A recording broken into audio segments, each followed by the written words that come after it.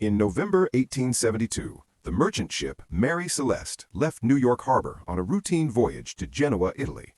On board were Captain Benjamin Briggs, his wife Sarah, their 2-year-old daughter Sophia, and 7 experienced crew members. The ship carried a cargo of industrial alcohol, packed in wooden barrels. Captain Briggs was cautious by nature. He had inspected the ship personally and trusted his crew. There was nothing about the journey that suggested danger. On December 4, 1872, another ship, the Dei Gratia, spotted the Mary Celeste drifting in the Atlantic Ocean, roughly 400 miles from the Azores.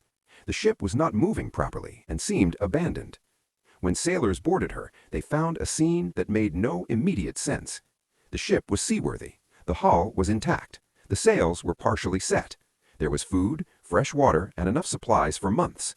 Personal belongings, including the captain's possessions and the crew's clothing, were still on board. There were no signs of violence, no blood, no damage from a storm. The captain's logbook was found. Its final entry was dated November 25th and mentioned nothing unusual, only normal weather and progress. The most important detail was what was missing. The lifeboat was gone. This meant the crew had not disappeared suddenly. They had left the ship intentionally. Investigators examined the cargo and found that several barrels of alcohol were empty or leaking.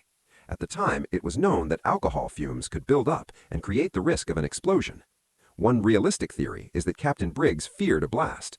Even a loud bang caused by expanding fumes could have convinced him the ship was about to explode. To avoid danger, he may have ordered everyone into the lifeboat, planning to stay close to the ship until it was safe. But something went wrong. The rope connecting the lifeboat to the ship may have snapped. If the sea grew rough, even briefly, the small boat could have drifted away. Without navigation equipment, the crew would have been helpless. No bodies were ever found. No lifeboat was ever recovered. The weather records showed no major storm, but the Atlantic does not need a storm to become deadly. A formal investigation was held. Piracy was ruled out. Mutiny was ruled out. Natural disaster was considered unlikely. The court could not prove what happened, only that the ship itself was sound. The Mary Celeste was returned to service, but its name became cursed. Years later, it was deliberately wrecked by its final owner in an insurance fraud attempt. The mystery remains, not because of supernatural theories, but because of one missing moment, the exact reason the captain made the decision to abandon a perfectly good ship. That single choice turned an ordinary voyage into one of the most enduring real mysteries in maritime history.